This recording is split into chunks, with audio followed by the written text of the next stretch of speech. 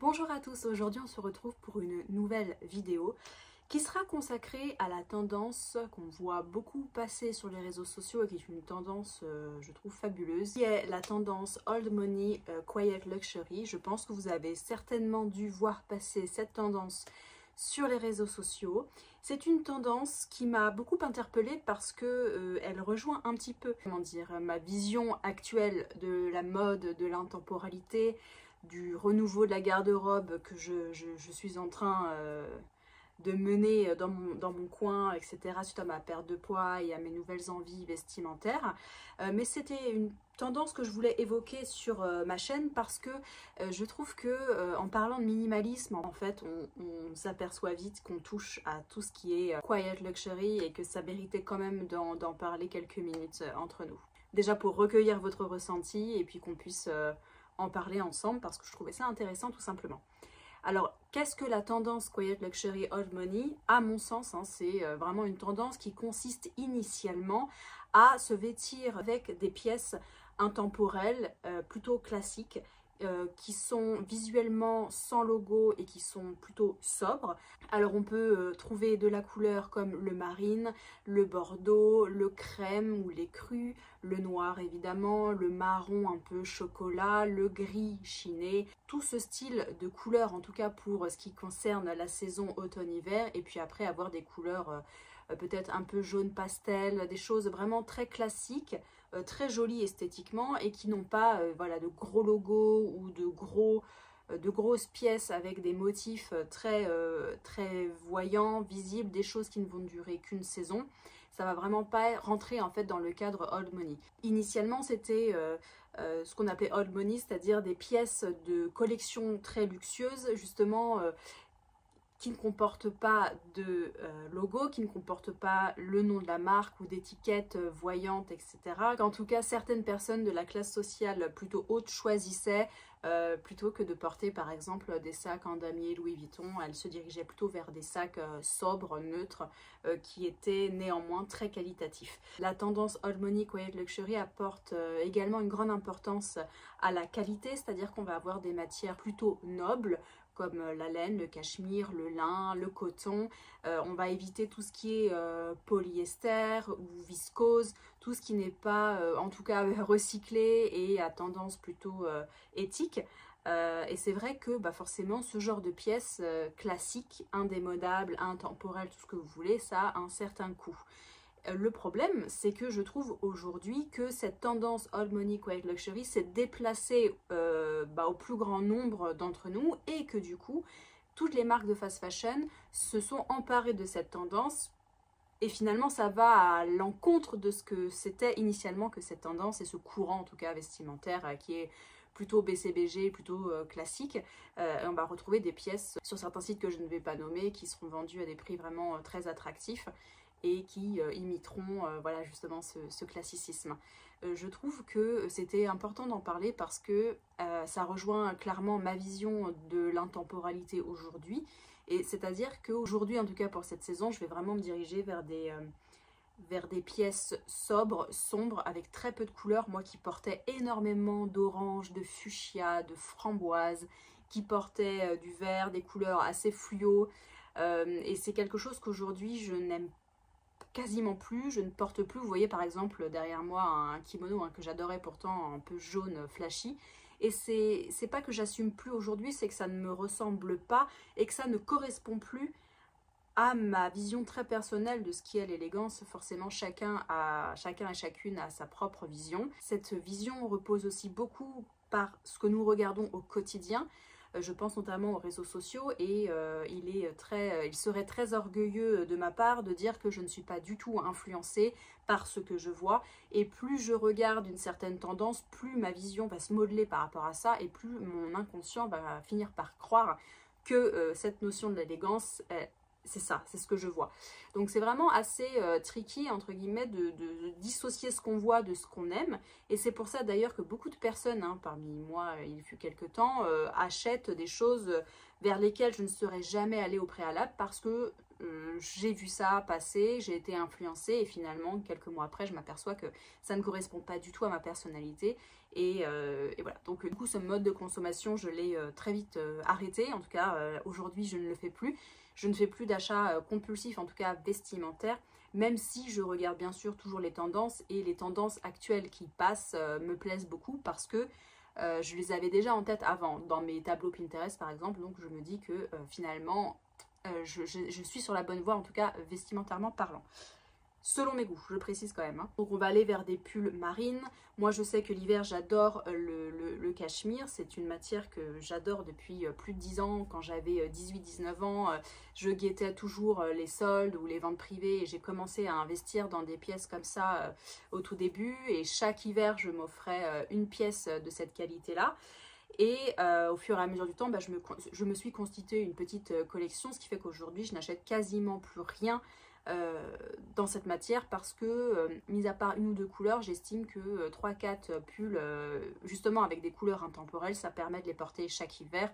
Et le fait d'en prendre soin aussi, on s'attache à ces vêtements et finalement on crée aussi un lien avec eux. Donc ça, l'histoire de la mode au niveau minimaliste, ce que j'entends par là, j'en parlerai dans une prochaine vidéo dédiée au calme fashion pour pouvoir aller un peu plus loin dans ce rapport à la mode et comment justement comment réduire ses dépenses vestimentairement parlant. Ce problème de consommation finalement avec cette tendance quiet luxury et old money, ça va peut-être pousser des gens à acheter des vêtements qui sont dans cette tendance-là, mais qui ne sont pas forcément dans des matières qui vont durer des années, même si je sais évidemment que beaucoup de vêtements achetés en fast fashion durent des années pour peu qu'on en prenne soin et qu'on ne les malmène pas. Et évidemment, on n'est pas obligé de jeter un manteau Zara ou un manteau H&M ou un manteau Mango au bout de 2 ans. Évidemment, moi-même, j'ai des pièces que j'ai depuis 10 ans et finalement, comme ce sont plus ou moins des intemporels, je les garde. Je sais que la mode revient, donc je garde certaines pièces parce qu'elles sont toujours en excellent état. Mais il n'empêche que c'est dommage, je trouve, de ne pas réguler ses achats et acheter de la qualité plutôt que de la quantité. C'est toujours le même débat. Après, voilà, on est tous libres de faire ce qu'on veut, évidemment. Mais je trouve que justement, ce sujet quiet luxury money est un peu perdu par le fait que ça a été rattrapé par le marketing et rattrapé par ça. Donc aujourd'hui, moi, je suis à la recherche de marques qu'on ne connaît pas forcément, qui sont de bonne qualité. Je recherche, j'ai une liste en fait dans mon téléphone de certaines pièces que je souhaiterais acquérir dans le temps, qui composeraient selon moi un dressing parfait et un dressing intemporel et un dressing qui durera au moins 10-15 ans, même 20 ans. Je voudrais par exemple acquérir une paire de mocassins extrêmement classiques, soit en noir, soit justement en brun expresso chocolat. Je ne sais pas encore vers quelle marque me diriger parce que je souhaite prendre vraiment de la qualité sans dépenser non plus un millier d'euros, vous voyez. Mais avoir cette liste-là permet de justement me séparer des pièces que je ne porte plus pour pouvoir justement essayer de remplacer petit à petit ma garde-robe avec des pièces extrêmement concentrées mais qui correspondent un peu à cette tendance puisque ce sont des choses qui sont sobres, sans logo apparent ou alors des logos qui ne sont pas forcément vus et revus et puis dans des matières qui sont selon moi nobles. Donc voilà, c'est quelque chose auquel j'aspire aujourd'hui et je trouve que cette tendance est assez intéressante parce que c'est un retour aussi à l'élégance, une élégance qu'on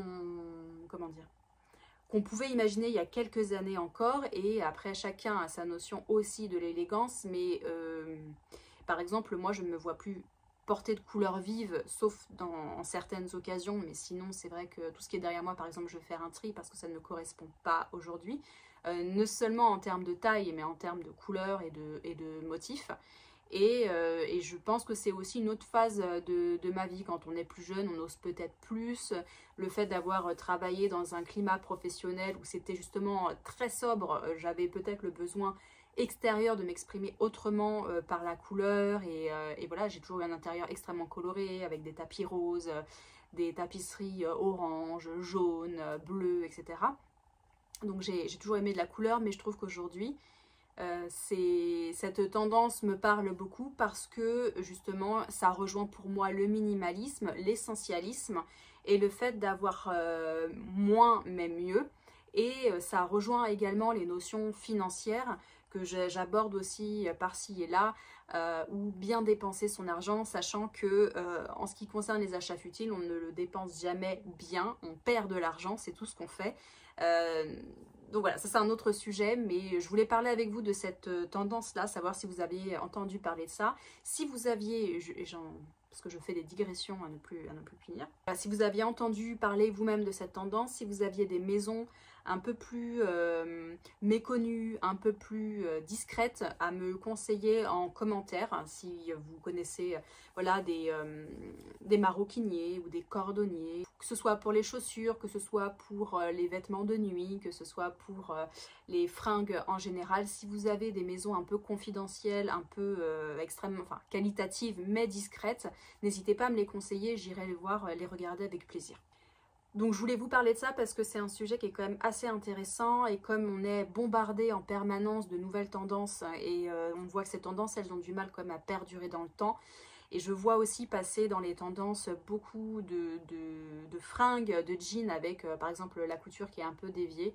Alors je sais que cette coupe porte un nom, mais par exemple je me dis que ça, jamais je n'investirai dans un jean comme ça, parce que selon moi ça ne rentre pas dans mes critères de sélection, qui sont de plus en plus stricts, de plus en plus compliqués, et forcément bah, je n'achète pas. Voilà, c'est un peu ce que je disais dans la vidéo sur le calme financier. Si vous ne l'avez pas vu, je vous invite à aller la voir, je donne quelques petites astuces. C'est plus en fait on définit ce qu'on veut porter, quelle est la qualité qu'on veut mettre, la longueur, la largeur, la texture, ce qu'on veut en faire. Plus en fait on met du temps à trouver la pièce, plus on se renseigne, plus on se cultive sur le sujet. Par exemple, est-ce que les semelles sont collées ou cousues à la main? Il y a beaucoup de critères à prendre en compte, et on ne fait plus ça aujourd'hui malheureusement quand on veut investir dans une pièce qui pourtant va nous accompagner à un bon moment, notamment en termes de chaussures. Si c'est une paire de chaussures que vous allez porter tous les jours, je pense qu'il faut y consacrer quand même un petit peu de temps, apprendre un petit peu sur le sujet des chaussures, et pouvoir investir en conscience et ne pas regretter son choix, et de se dire au bout de quelques temps bah, finalement elles ne me vont pas, elles sont glissantes, voilà. Donc ça c'est plein d'erreurs que j'ai pu faire par le passé et que je ne souhaite pas remettre en place aujourd'hui, parce que j'estime qu'on a beaucoup d'informations disponibles sur internet pour se cultiver, on a énormément d'offres d'achat également. Et c'est comme quand vous voulez acheter un bien ou une voiture, et bah on ne fait pas en 2 minutes, on se renseigne, on passe des heures à lire des mini-reportages, des articles, ce genre de choses, et sur la qualité du cachemire par exemple, tous les cachemires ne se valent pas, tous les tissages ne se valent pas, c'est extrêmement aussi intéressant, et pour moi c'est ça aussi cette tendance old money, même s'il y a un côté aussi un peu vulgaire, parce que on dit que les vrais riches ne se préoccupent pas du tout de ce genre de... n'ont pas du tout ce genre de préoccupation, soit dit en passant, mais elles se renseignent un minimum quand même sur la qualité de ce qu'on achète. Et c'est pas parce que c'est cher que c'est bien, et c'est pas parce que c'est pas cher que c'est mal. Voilà, j'en ai plein des phrases bateau comme ça, mais il s'avère que c'est vrai. C'est pas parce que c'est cher que c'est de la qualité non plus. On voit beaucoup de marques tendances, notamment de chaussures, nous vendre des chaussures autour de 300, entre 300 et 500 euros, où le travail de cordonnerie n'est pas non plus un travail exceptionnel. Et plus on se renseigne, plus on apprend à décortiquer le marketing et à voir vraiment ce qu'il y a derrière. Et moi j'invite toujours à poser des questions en MP ou en mail pour aller plus loin, et parfois on s'aperçoit par exemple qu'il n'y a pas forcément de réponse parce que les personnes ne le savent pas, et que parce que voilà, c'est comme ça. Voilà ce que je voulais vous dire sur le sujet. C'est une petite vidéo rapide pour aborder cette tendance-là. N'hésitez pas à me faire part de vos commentaires en dessous de la vidéo. Et puis, bah, comme d'habitude, je suis là pour échanger. On se retrouve bientôt. Et en attendant, prenez soin de vous. Ciao!